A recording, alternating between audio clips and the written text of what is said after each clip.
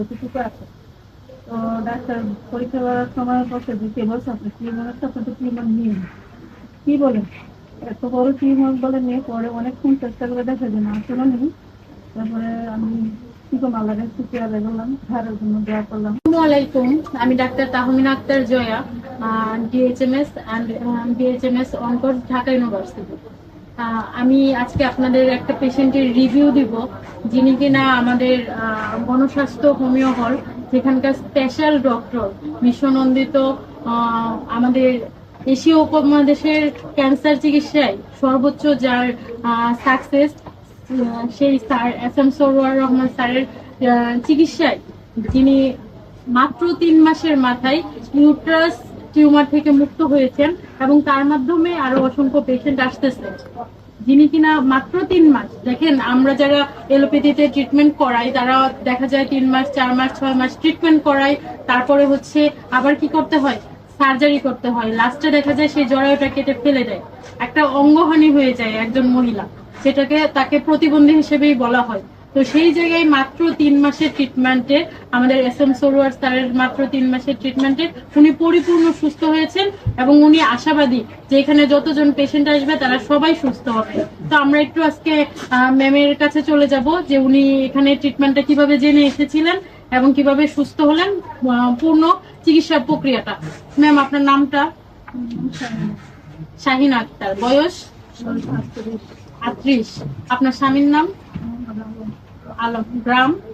গ্রাম আপনার Comilla Daudkandi. Comilla Daudkandi. Post office? আর জেলা হচ্ছে কুমিল্লা। জি। আচ্ছা, তাহলে আপনি একটু বলেন যে আপনি এখানে কিভাবে এসেছিলেন এবং কতদিন ওষুধ খেয়েছেন এবং বর্তমান অবস্থান কি?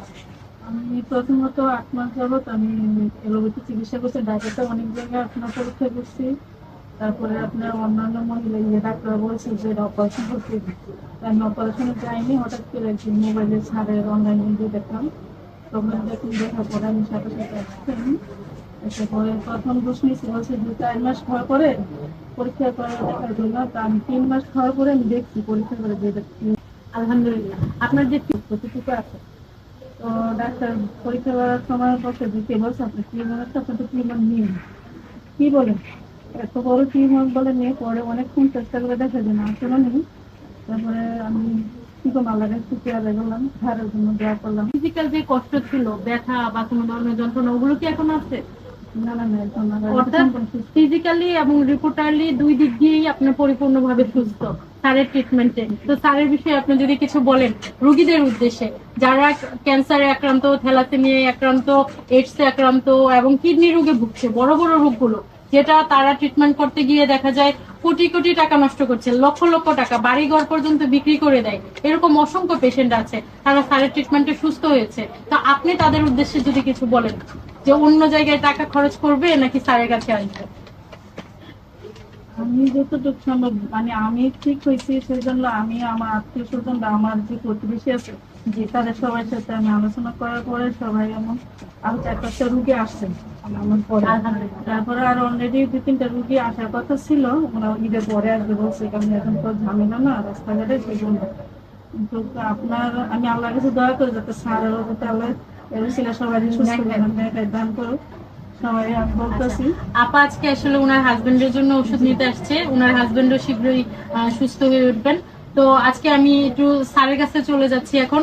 স্যার, আমাদের S M Sarwar sir cancer গবেষক, যিনি হচ্ছেন সাকসেসফুলতার সাথে এখন পর্যন্ত প্রায় 5,500 পেশেন্টের রিভিউ কেস আছে আমাদের ইউটিউবে, গুগলে, তারপরে হচ্ছে ফেসবুকে। তো স্যারের কাছে আমি রোগীদের উদ্দেশ্যে কিছু বলার জন্য অনুরোধ জানাচ্ছি। প্রথমে ধন্যবাদ জানাই, ডাক্তার সাহেব অত্যন্ত সুন্দরভাবে উপস্থাপনা করেছেন ম্যাডামের দেশ থেকে। আমরা বলবো যে ক্যান্সার, কিডনি, থ্যালাসেমিয়া, এইডস, এই 4টি রোগকে এখন মরণ ভীতি বলা হয় এবং চিকিৎসা তো কয়েক লক্ষ টাকা মাসে প্রয়োজন হয়। আর এছাড়াও টিউমার বা অস্ট্রোপাইস গ্যাস, এই সমস্যাগুলি হলে অপারেশন করতে হয়, অপারেশন করার পরও আবার হয়ে যায়।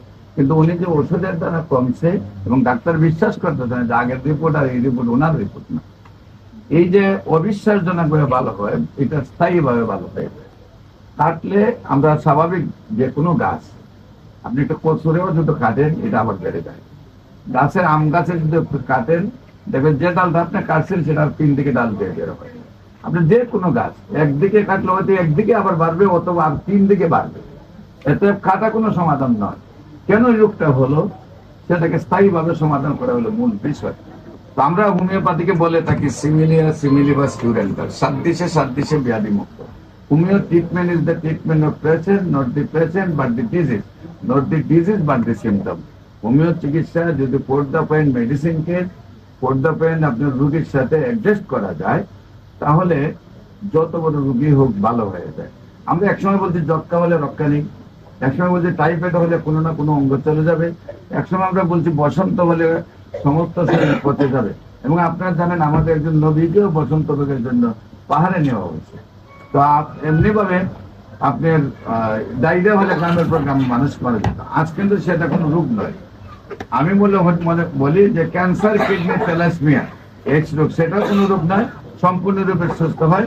আপনারা আমাদের সাথে যোগাযোগ করার জন্য শনি রবি সোম সকাল 10টা থেকে বিকাল 5টা পর্যন্ত জাতীয় মসজিদ বাইতুল মুকাররমের উত্তর মেইন গেট আল্লাহ লেখা বরাবর বাইতুল ভিউ লিফটের 11, আর মঙ্গল বুধ বৃহস্পতি হবিগঞ্জ শ্মশানঘাট, হবিগঞ্জ এখন নতুন বাস স্ট্যান্ডে আমাদের টোটাল 7 তলা নিয়ে একটা হাসপাতাল করা হয়েছে, সেইখানে দেখাইতে পারবেন সকাল 10টা থেকে বিকাল 5টা পর্যন্ত। আপনাদের সবাইকে আমাদের অফিস ভিজিট করার আমন্ত্রণ জানিয়ে যে কোনো চিকিৎসা স্থায়ী সমাধান করার জন্য হোমিওপ্যাথিকে আসার আহ্বান জানিয়ে, যারা ডাক্তাররা রেজিস্টার্ড আছেন তাদেরকেও আমার সাথে সহযোদ্ধা হিসেবে কাজ করার জন্য আহ্বান জানিয়ে শেষ করছি। সবাইকে ধন্যবাদ। আসসালামু আলাইকুম ওয়া রাহমাতুল্লাহি ওয়া বারাকাতুহু।